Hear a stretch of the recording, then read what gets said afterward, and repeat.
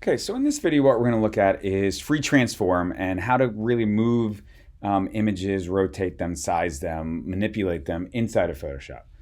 So the first thing is if I have this image and I want to change it, I can actually move it with the move tool. It says, cannot move this.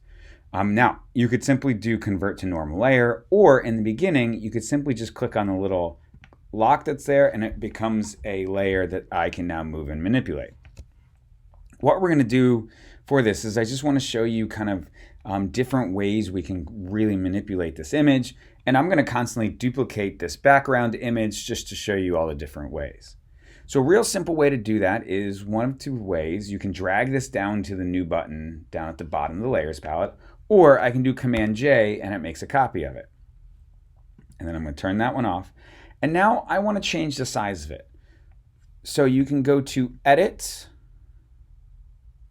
Free Transform, right? Or Command T or Control T if you're on Windows. Right? And so it gives you this little box that's around the outside. Now, those of you having the newest updated Photoshop, you actually don't have to hit Shift to constrain proportion. It actually will constrain the proportions for you, which is really nice. If I actually now hold down Shift, I can distort the image. I let go of it. It's now constrained the proportions. Okay, a new feature. It's taken me a long time to get used to that because I've held Shift for so long. Right, so that's just the really basic kind of changing the size of it. Right, so once you're okay with that size, let's say it's about here, I can say okay. Right, now I can move this around and do whatever I want.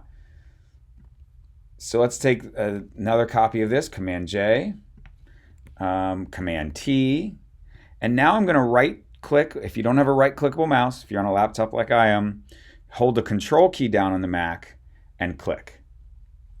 And you get all sort of these other options. Let's scale is what we have here. That's what this is, right? Rotate. Now rotate you can also get to just by hovering on the outside without doing that, right? Hover around the outside. Now I can rotate it and move it around. The cool thing is there used to be a little radial button in here, but there's not anymore. But I can set where this rotates from if I hold down the Option or Alt key and just click. Now it's rotating from that point that I click, right? Which is really neat. All right, turn those off. Do Command J, go back to Command T.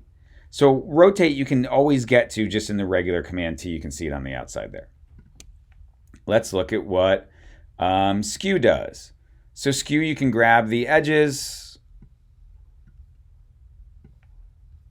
right? And you can see I'm only really skewing, right? So we can do things like that. So just showing you really the things that you can do inside of this. It's really about you kind of playing along. I like to distort the most because you can really maneuver this, especially if you want to make something look like it's laying on the ground.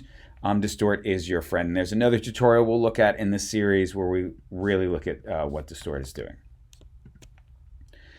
Some really great things that you can do in here. Warp is really nice because I can now take these, right, and I can maneuver them if I'm putting on something on a rounded object or want to make it look like, kind of the page is turning or something like that. Warp really allows me to manipulate those things.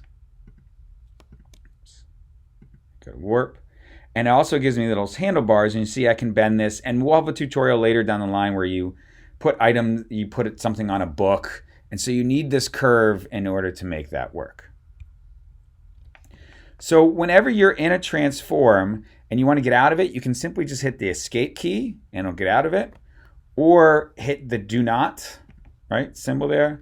Or if you want to accept the check, you can either hit return or enter, depending on what keyboard you had, or just click the checkbox and you accept it.